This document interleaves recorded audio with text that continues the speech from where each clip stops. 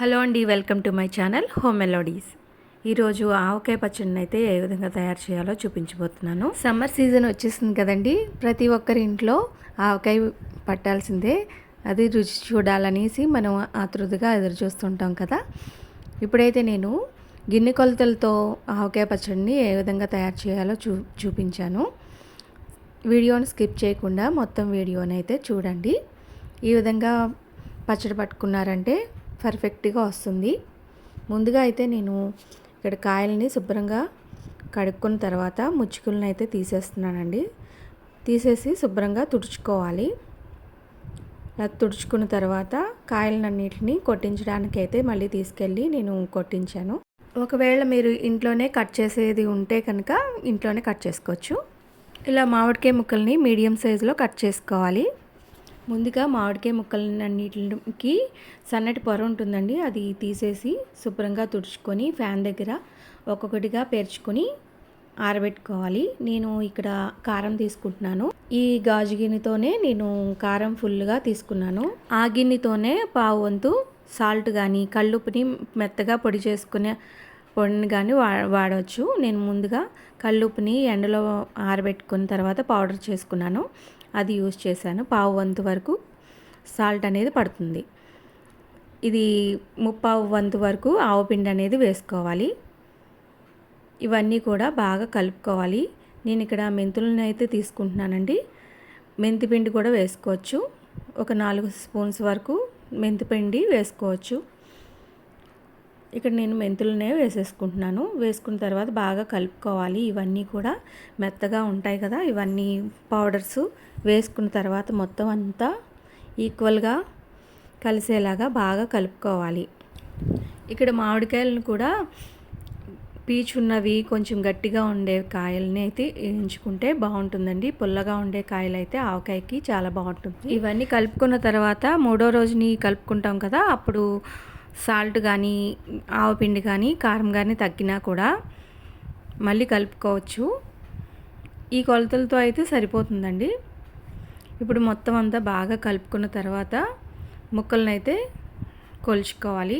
మనం ఏ గిన్నెతో అయితే తీసుకున్నామో కారం ఉప్పు అవన్నీ ఆ గిన్నెతోనే మామిడికాయ ముక్కల్ని కొలుచుకోవాలి. ఇక్కడ నాకు 4 గిన్నెలు అయినాయండి.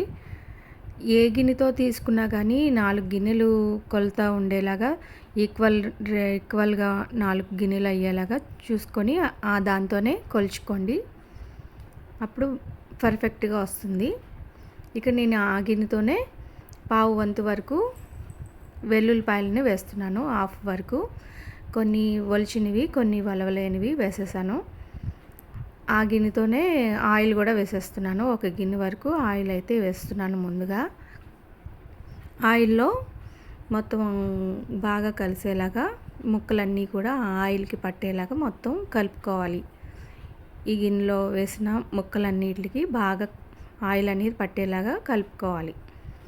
ఇప్పుడు మనం బాగా కలుపుకున్న ఆవపిండి కారం ఉప్పు ఈ మిశ్రమాన్ని ఇందులో వేసేసుకోవాలి. ఈ ముక్కలకి ముందుగా 1 స్పూన్ పసుపు కూడా వేసుకోవాలండి. వేసుకుని బాగా కలుపుకోవాలి.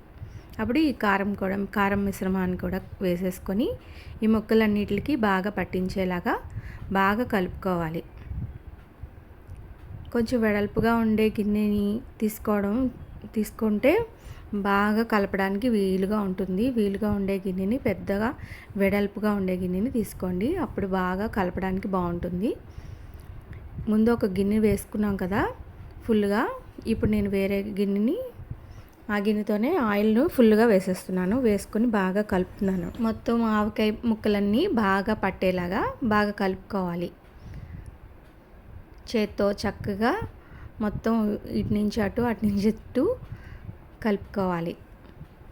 ఆయిల్ ఏమైనా సరిపోయినా తర్వాత మనం ఎత్తి ఒక గాజు గిన్నెలో కానీ ప్లాస్టిక్ కంటైనర్లో కానీ వేసేసుకుంటాం కదా, దాంట్లో ఆయిల్ వేసుకోవచ్చు. ఇప్పుడైతే నేను ఈ గ్లాస్ జార్లో ఈ ముక్కలన్నిటిని వేసేస్తున్నాను.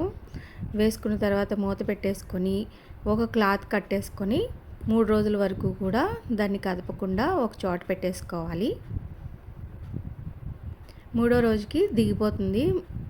మనం తీసుకున్న ముక్కలన్నీ కూడా కిందకి వచ్చేసినాయి, చూస్తున్నారు కదా, కిందకి దిగిపోయింది. ఈ బాక్స్లో కూడా వేశాను నేను. ఇప్పుడు ఒక పళ్ళెంలోకి తీసుకొని మొత్తం పచ్చడి అంతా కూడా ఇందులో వేసేసాను.